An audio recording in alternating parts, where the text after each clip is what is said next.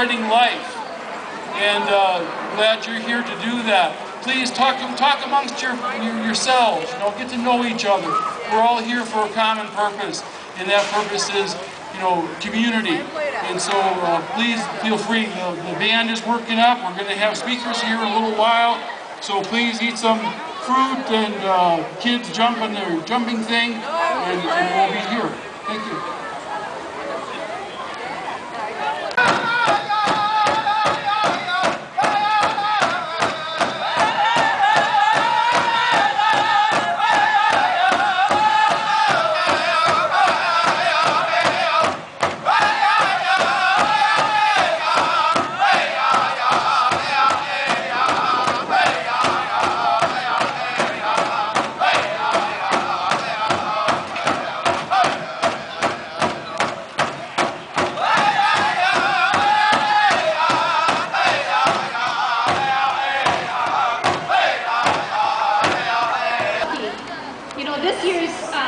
Planning has just been so exciting for us, getting back here and meeting with some of the nonprofit organizations, like the Minnesota Indian Women's Resource Center, the Indian Center. It's just been wonderful to see all of these people wanting to become involved and be a part of this recovery. So I definitely second, you know, Don's decision to start the Wellbriety movement, because just look around us and we see all the people here that want to also be involved in that movement. So Don Koyas, where is he? There he is.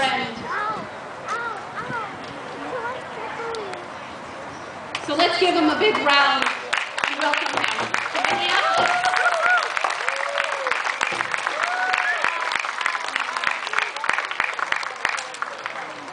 Well, good morning, everyone. My name is Don Koyas. I'm a member of the Mohican Nation, and I was born for the Turtle Clan in our tribe. And I was just very, very moved, you know, coming here and seeing how many people have showed up and to see all of that. And I was doing some reflecting early this morning. I know. Yeah, go on, go that way. How accurate our elders were in the early 90s when they started to tell us what was going to go on among the healing of our people. And even in my own family, last August 10th, I celebrated my 30th year of continuous sobriety. It goes to show is our family has broken the cycle. My little grandchildren, they have no idea what us older ones are talking about. They have no idea of what we went through. And I sometimes still have to pinch myself because I think if I were the creator and I was to choose somebody to be involved in the healing of our people, I would have never picked myself to do that.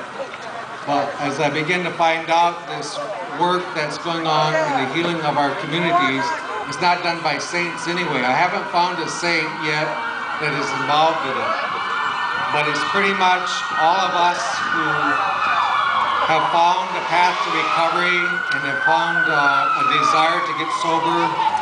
And then you find out when you get into recovery, your life changes. It changes tremendously. I remember in 1991, we were working with a community. There were about 4,000 tribal members in this community. And in this community, they had 85% alcoholism above the age of 12.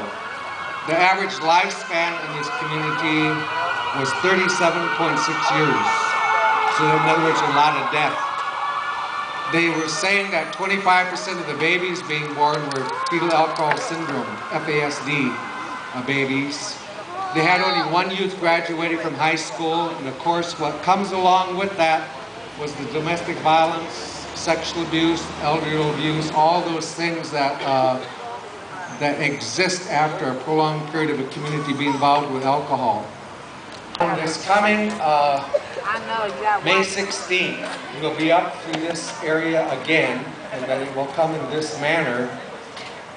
We held a conference up here in Minneapolis last spring on the intergenerational trauma. And from the people at White Earth, we received a staff with 36 eagle feathers on it. White Bison runs by a council of elders, And what we are going to, with their instructions, what they told us to do is we need to make a 6,000-mile tour or a run across the United States. We will start at the boarding school in Chemawa, located right out of Salem, Oregon. And we'll make a journey through stopping the boarding schools and mission schools. And we'll be going down to them. Would they be willing for the government to make an apology for the residential schools and what happened to our people, for the sexual abuse that went on there, for the violence for taking away the children? See, there is something that we know as Native people. We know the issues that we have today is interconnected to what those events happened in the boarding schools, the mission schools, and residential schools. So we will send a letter to them, and what will happen is the elders told us as we gather the people together at each of these stops at the boarding schools, the mission schools, as we gather together, is to tell the people that what we need to do is to forgive. That we need to forgive those acts that were created by the government, whether we get a letter back from them or not. That forgiveness will free us from the intergenerational trauma and that the healing will start. The second thing they told us is as far as this run is concerned, that this run isn't about lawsuits, it's about healing. And if we do try to forgive and sue, then it loses the power of the forgiveness. The prophecies tell us our last test for Native people is going to be forgiveness. Can we forgive the unforgivable? Then they give us a ceremony, and we have to go to these boarding schools, and we have to go to the grave sites. We are even now discovering mass graves that we didn't know that existed before at some of these schools. And in this ceremony, what we're to do is we're to make an apology to all of our kids' spirits that we left there. When the government took them away, we just left all of those children there. They say those spirits are still there. And they said we need to make an apology to those young spirits, those kids' spirits that are there. And then the second part of the ceremony is to tell them, we're in healing now. We're getting well now. So we've come to bring all of you back home. We're not going to leave you anymore. We want you to come on home with us, to join into the healing. And so we'll be making that run. How that's going to work is the young people, our youth, we're training them to ride bicycles. And they're organized in each state. So they will actually ride the bicycle through the state and hand it on to the next group that's in the state. So our youth will be the one to deliver the message.